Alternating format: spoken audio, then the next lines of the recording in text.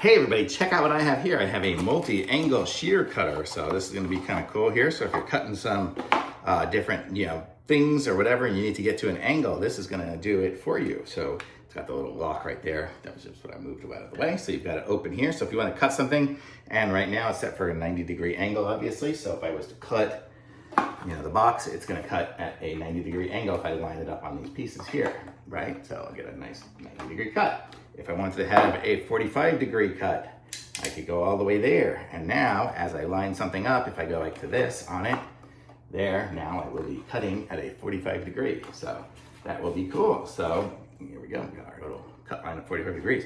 So really nice, handy little shears to have if you're cutting things to get the different ones there. It looks like it's pretty solid. It obviously didn't cut all the way through, but it cut it through enough that I'll probably just be able to just break it apart at this point here on my box. So you did a good job. So great for just cutting stuff that needs to be cut at an angle. If you have some little tin or something like that, this is gonna make it nice and easy so you don't have to worry about the whole measuring and getting the wrong part. You just have to put it up there and it'll do it for you. No more drawing lines or anything. It's just gonna be great. So I like it. Thumbs up for sure.